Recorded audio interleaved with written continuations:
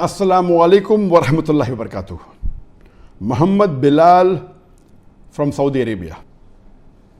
I request you to kindly give a brief description on the life history of Shaikh Ziaur Rahmaan Azmi, alias Banke Lal, Rahimullah, a revert from Uttar Pradesh state of India, who recently passed away in Madeenah al-Munawwarah. Inshallah, this story might provide inspiration to many of our Muslim brothers, and God willing might also serve as an eye-opener to many Hindu brothers. Jazakallahu khairan.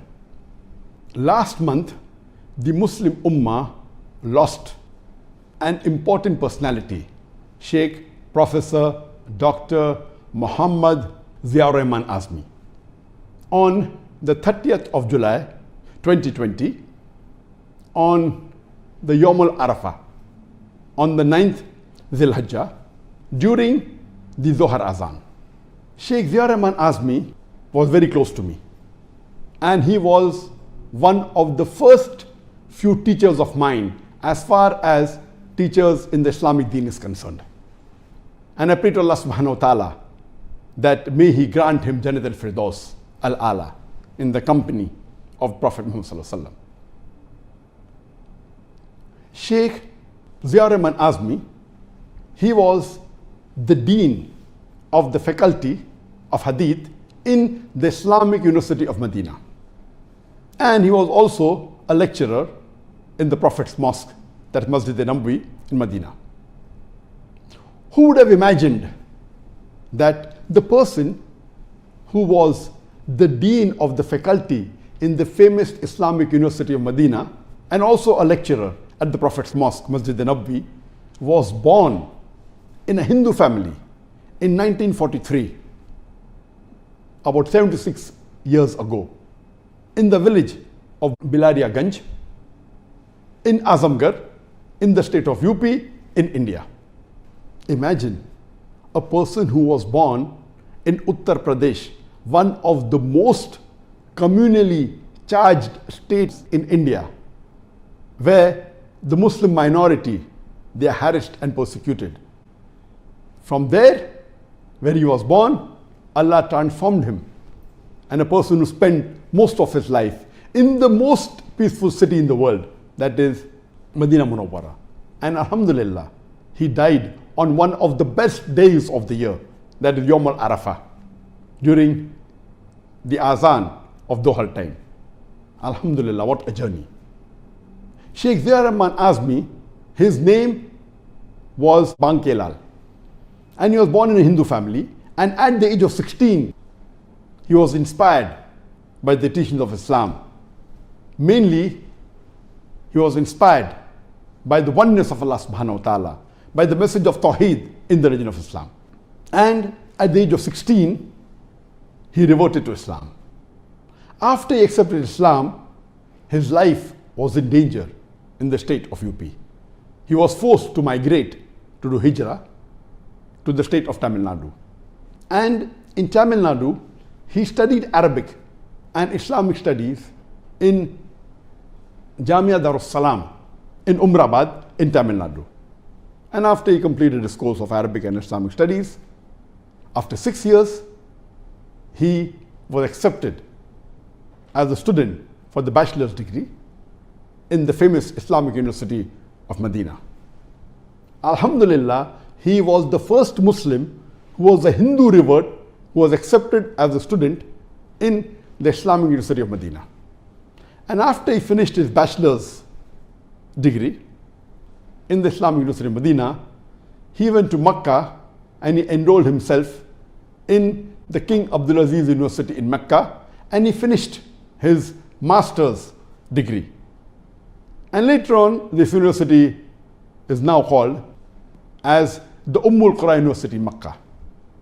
And from Mecca later on, he went to Cairo, Egypt, and he did his PhD in Al-Azhar University in Cairo, in Egypt. And after he finished his PhD, he came back to Saudi Arabia, and Alhamdulillah, he was appointed as a professor in the faculty of Hadeeth in the Islamic University of Madeenah. And later on, he took various posts of administration, of teaching in various institutes, including the Muslim World League, the Rabta Alam al-Islamiyya in Makkah. Later on, he was again appointed as the Dean of the Faculty of Hadeeth in the Islamic University of Madeenah, where he retired. And simultaneously, he was also a khatib, a lecturer in the Prophet's Mosque in Masjid Nabawi in Madeenah. Imagine what a journey from one of the worst states of India to one of the most peaceful cities in the world. And Alhamdulillah, Sheikh Ziaur Rahmaan Azmi, he has authored dozens of books in Arabic. He also authored a book in Hindi, the Encyclopedia of the Qur'an. And he also wrote his autobiography in Urdu, titled From Ganga to Zamzam. But his main and the most famous work, I'll come to it inshallah later on. The first time I met Shaikh Ziaur Rahmaan Azmi was in 1997 when I went to Madeenah to study Arabic as a language. Before that, 1 year before that, in 1996, I went to Makkah and I studied for 1 month under Professor Dr. Nadwi, who was a teacher of Arabic language, a professor of Arabic language in the Qur'an University. Since I had Umrah visa, I could not stay for more than 30 days. Then later on, I tried to find out that who is the best Arabic teacher in the world who can teach to non-Arabs. And I got the reply, it was Dr. Fa Rahim. And he was the head of the Lugha department, the Arabic language department in the Islamic University of Madeenah. And people told me he's a very busy person and he mainly takes students of the PhD. So I doubt whether you'll be able to meet him or whether he'll give you time. But I said, what's the harm in trying? So I went to Madeenah and I met Dr. Fa Rahim and I told him that I'm a Dai in this field of Islam and I would like to learn Arabic. So he told me, do you know that you gave a talk a few weeks before in Madeenah? I said, yes. I was sitting on the first row for your talk. And then I happened to know that, mashallah, he attended my lecture and he was very much willing to give me time. So much so that he told me that if you spend about 6 months with me, inshallah, you will know Arabic as a language. And he promised to give me more than 5 hours every day, after Zohar till just before Maghrib, every day. Alhamdulillah. And that's the time I took out my Aqama, my resident permit of Saudi Arabia, so that I could spend 6 months in Madeenah. That's in the year 1997. But unfortunately, I hardly spent 1 month, maybe a few days less than a month, where I spent 5 hours every day with Dr. Fa Rahim. And when I went to his house, I realized that he was the close friend of Professor Dr. Ziaur Rahmaan Azmi. And not only a close friend, he was also a tenant. In the villa that he lived on the ground floor, and on the first floor was the owner of the villa, that is Professor Dr. Ziaur Rahmaan Azmi. And that's the time I met him, and I also became very close to Professor Dr. Ziaur Rahmaan Azmi.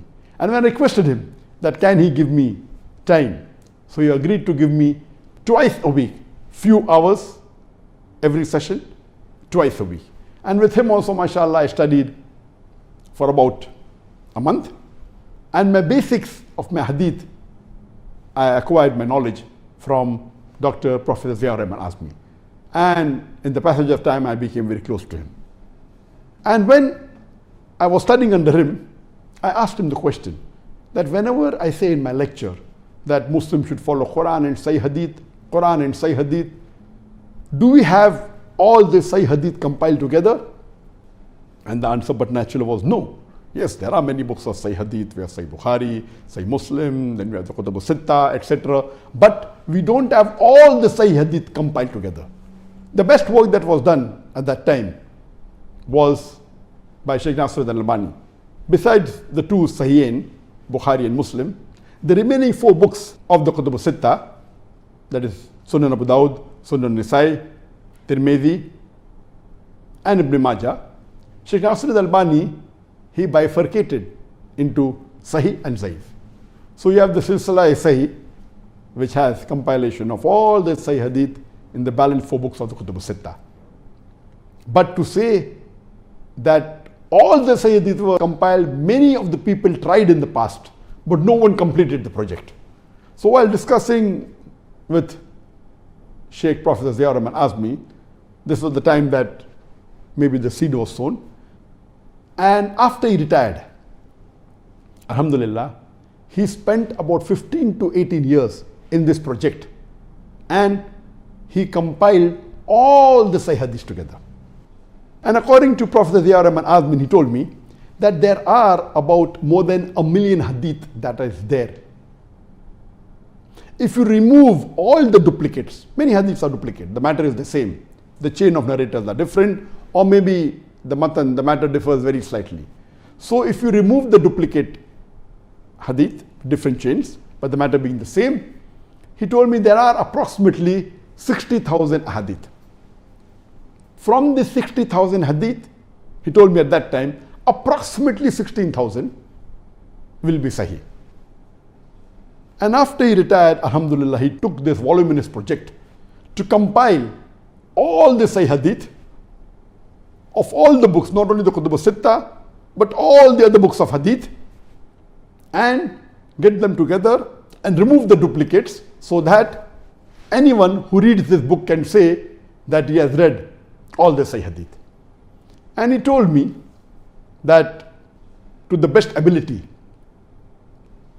he finished this project, maybe I think about 4 years back. And that was the first edition that was printed. In the manuscript form, it was in 20 volumes. And this work was given to Darus Salam for printing. And they printed this book, which Shaikh Ziaur Rahmaan called it as Jami Kamil. The full name is Al-Jami Al-Kamil Fil Hadith As-Sahih Al-Shamil. This is the complete name. Short form is Jami Kamil, we say. But the full name is Al-Jami Al-Kamil Fil Hadith As-Sahih Al-Shamil. This is the complete name. And it was printed in 12 volumes by Darus Salam, the Arabic. And it contained about 16,500 hadith. All the duplicates removed, and it gave the chain of narrators. It also gave the hujjah, why this hadith is sahih or why this hadith is zaif, and didn't include it into the main list. And he had his own criteria. Every scholar, besides the basic criteria that is there of the sahih hadith, they have their own way of analyzing, and they may agree with most of the scholars, they may differ sometimes. So he gave his reasoning why he differed when some scholars say it is sahih, and according to him it wasn't sahih, it was zaif. He gave his reasoning, or some scholars said zaif and he said it is hasan. So the takhrij is also there. So all this put together, the chain of narrators with the takhrij, it was approximately 16,500 hadith. And he added another 3,000 hadith to it. Those hadith which were very commonly known. It may be zaif, it may be mawdu, so people should not say that he skipped it. And even those hadith which were said to be sahih by famous muhaddithin, but he considered it as zaif, he even mentioned that, and that was another 3,000 hadith, so that no one could say that he missed. And I could say that Alhamdulillah, if not 100%, we can safely say that more than 95% of all the Sahih Hadith that is available has been compiled in this Al-Jami Kamil. Alhamdulillah, it was a voluminous work. And later on, in the next 2 or 3 years, he spent in revising that. And recently, mashallah, just a few months back, the second revised edition has been printed of this Al-Jami Al-Kamil in Pakistan. But this time, the lettering is a little bit bigger, so it is in 19 volumes. And Alhamdulillah, I requested him that why doesn't he make a condensed version, a Mukhtasar Al-Jami Kamil, so that it can be translated. Because the main book is good for scholars and for researchers, but for normal layman, they are not so much bothered about the takhrij, they are more bothered about the hadith.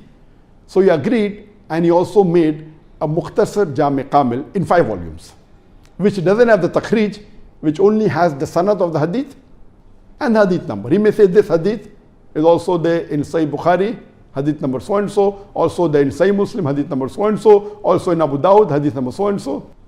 So at the end of the hadith, he even gave the references where it's present. And the same hadith may be present in 3 books or in 4 books or in 5 books, many a time more than that, so that no one can say that these hadith have been missed. So in the Mukhtasar, the Takhrij is missing, but the complete sanad is there. And Alhamdulillah, even this Mukhtasar is complete and it's under the process of translation. And I took the onus of having it translated into English. And this project we started about 4.5 years back after the first edition was completed along with the Mukhtasar, and we gave it to someone who was expert in Arabic and English, and the project was for 3 years. But unfortunately, when the translation was completed, I had it checked with some other expert and I wasn't happy with the English translation, so we are re-revising it. And so far we have completed the first volume and part of the second volume. I think it will take another 1 or 2 years because I believe that the translation should be good. Unfortunately, the English translation of most of the books of hadith is not up to the standard. Most of them are poor, some are fair, some may be good, but not of excellent quality. So inshallah, we expect to complete the translation of the Mukhtasar Jami Kamil, inshallah, in the next 2 years, and we'll have it printed into English. I also requested Prophet Ziaur Rahmaan Azmi to have the full Jami Kamil only in 1 volume without the sanad, which he disagreed. He said, we as muhaddiseen, we don't believe a hadith can be without sanad. I said, let's be practical. If you want to give it to the layman or maybe a student of knowledge, to make it more compact so that only write the name of the Sahaba who narrated it without the sanad. So finally, after many years, he agreed, and he had just started with the project of making it into 1 volume so that it is more condensed and easier for the layman or the common Muslim to read. Unfortunately, he could not complete that 1 volume. I'm in touch with some of my common friends and with the children of Prophet Ziaur Rahmaan Azmi, and inshallah we'll try and make this Jami Kamil into 1 volume so that we only have the main hadith with the name of the Sahaba, so that the hadith becomes much shorter and easier for a common man to read. And if we read this, we can at least say that we have read the Qur'an and we have read almost all the Sahih Hadith. So if it's in 5 volume now, Mukhtasar Jami Kamil, it may be in 1 volume later on. It's possible for most of the Muslims to read if they want to read. But reading all the books of Hadith is extremely difficult or next to impossible for a common man. Inshallah, we pray to Allah subhanawatalah that may this 1 volume of Jami Kamil also come into existence very soon. But at present we have the Mukhtasar Jami al-Kamil, and Alhamdulillah, by Allah's grace, Prophet Ziaur Rahmaan Azmi, he gave an authority to me. He gave a letter to me saying that I have the right to translate his complete Al-Jami, Al-Kamil, Fil Hadith, Al-Sahih, Al-Shamil into any language what I want. And he gave me permission even for the Mukhtasar Jami Kamil to be translated. And Alhamdulillah, he gave me 20 blank letters that I can give permission to any publisher to publish his original Arabic version of the Jami al-Kamil. But natural, I don't intend selling this to anyone, but natural for the benefit of the Ummah to spread the message of the great work done by Dr. Ziaur Rahmaan Azmi. And I pray to Allah subhanahu wa ta'ala that this work that he did, it is really voluminous. Many people in the last 1400 years tried, but they could not complete it. Allah blessed him, Alhamdulillah, that after he retired, he spent, along with the revision, spent approximately 20 years compiling the hadith, doing his takhrij. He had a couple of 2-3 of the PhDs who helped him in this project, but he did it single-handedly, Alhamdulillah. He didn't want any other scholar or any other person to interfere. There were some students of PhD or some who passed PhD did help him in copying, that's it. But he himself wanted to do it individually. And Alhamdulillah blessed him and he completed the project. Though this book is not that famous, I'm waiting for the English translation to be completed, and inshallah then we will market it better so that the whole Muslim Ummah can benefit from one of the greatest works done by late Sheikh Professor Dr. Muhammad Ziaur Rahmaan Azmi, Rahimullah. May Allah have mercy on him, and I pray to Allah subhanawatalah that may he grant Jannat al-Firdaus al-Ala to Sheikh Muhammad Ziaur Rahmaan Azmi.